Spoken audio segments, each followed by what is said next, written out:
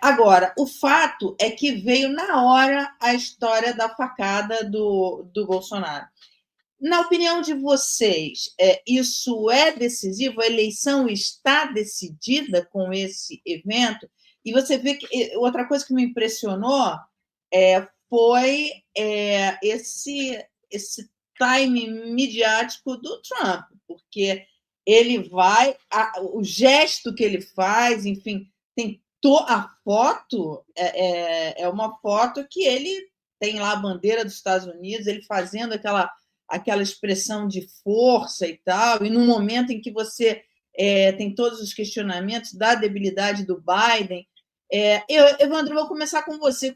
Sob o ponto de vista de comunicação e de efeito midiático, foi um sucesso para Trump, não? Eu acho que foi um enorme sucesso e ele explorou isso muito bem. Apesar de estar ainda atordoado no momento e tudo, você ouve, inclusive na gravação, a voz dele dizendo: wait, espera. Antes, quando eles estão tentando levar ele para o carro, é ele quem diz: espera, e ele faz questão de olhar para o povo e fazer várias vezes aquele gesto que ele faz, inclusive, ainda a caminho do carro.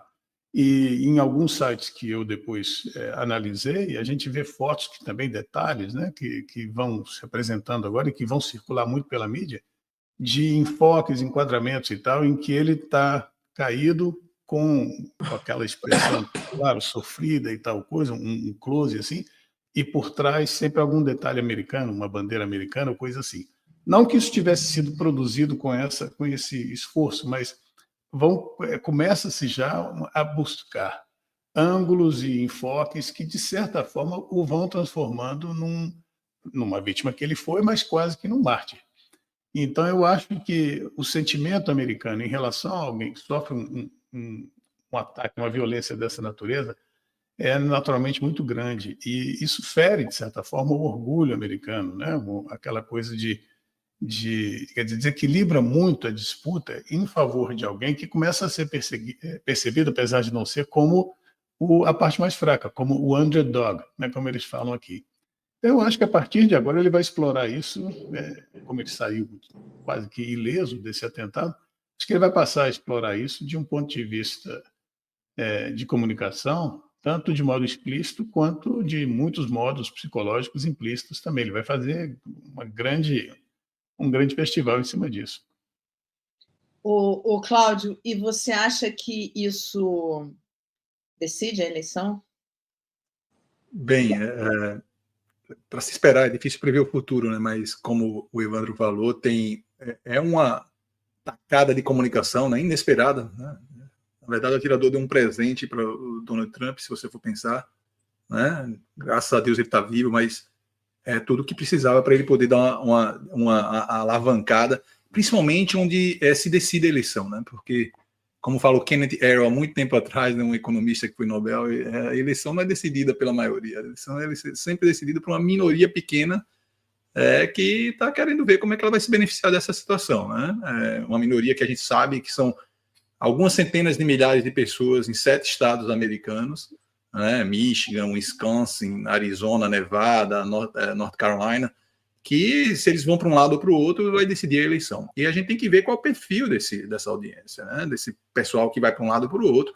São pessoas usualmente de classe média baixa, né, que foram muito impactadas no passado, uma grande maioria delas, com a ida das fábricas, da indústria, para outros países, para a China, né, o que eles chamam aqui do offshoring, do outsourcing, e que perderam muito de qualidade de vida, né, e que isso impactou muito esse grupo, né, dessa classe média americana, de ver o que é que vai ser o futuro para eles, né. Eles se desapontaram no primeiro governo do Trump e foram de novo para o Biden, e o problema é que um dos grandes apelos e tudo o que está acontecendo é o apelo religioso, né. O Trump já vem adotando esse apelo religioso na campanha há algum tempo, né? Não sei se vocês acompanharam, mas lançou a Bíblia do Donald Trump, né? Que tem uma música de um cantor de country music no início da Bíblia.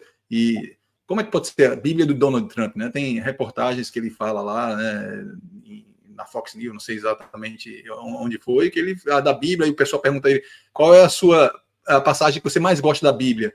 Aí ele diz, eu não me lembro agora porque eu gosto de tudo, mas é um livro que é muito importante para mim, né? Claro que não conhece nada da Bíblia, né? E ele já vem falando, e muita gente colocando, que o Trump é um enviado de Deus. A gente viu semelhanças também como essa com o Bolsonaro na campanha dele, e até depois também, né?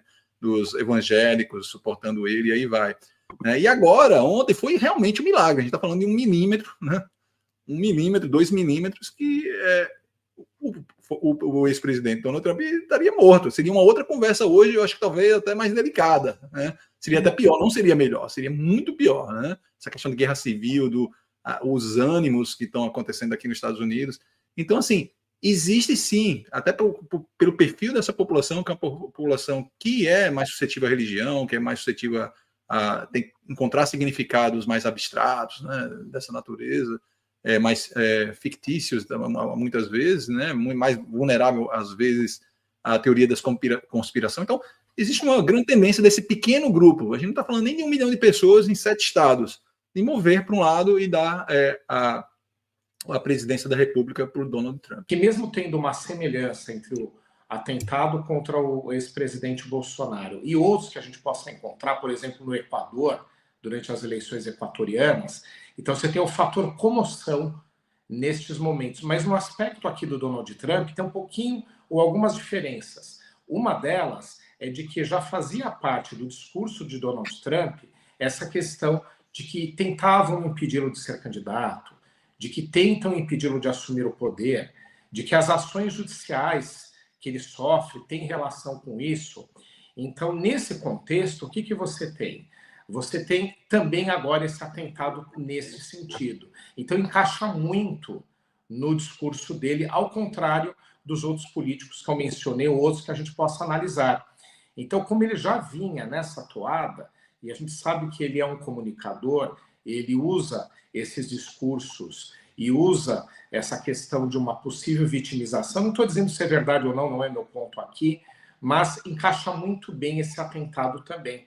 E ele se reerguendo, com o punho em riste, mostrando, né, um ato de resiliência, mostrando que está lutando para ser candidato e para vencer, este atentado encaixa muito bem nesse discurso dele e o favorece bastante, né? Então, não dá para saber ainda, obviamente, o resultado que a gente vai ter, mas ou vai haver com certeza uma mexida no processo eleitoral e, principalmente, agora, num primeiro momento, mais uma pressão sobre Joe Biden, que já vem sendo questionado sobre a continuidade de sua candidatura, né? Então, acho que entra nesse cenário. E pensando no que está acontecendo nos Estados Unidos, é algo inédito. Então, você tem um candidato à presidência da República, o próprio Trump, com discussões judiciais relevantes, inéditas para quem chega nessa fase, inclusive já uma condenação ainda pendente de recurso. O filho de Joe Biden, também com vários percalços. Um candidato como Joe Biden, com problemas sérios de saúde, que também questionam a sua candidatura e uma pressão do Partido Democrata, e agora, para coroar a complexidade, um atentado contra a vida de um dos candidatos. Então, esse cenário é inédito na história dos Estados Unidos, com tantos fatores caminhando em conjunto, que a gente tem que aguardar um pouco para ver os efeitos eleitorais. Mas, por enquanto, eles vão a favor de Donald Trump.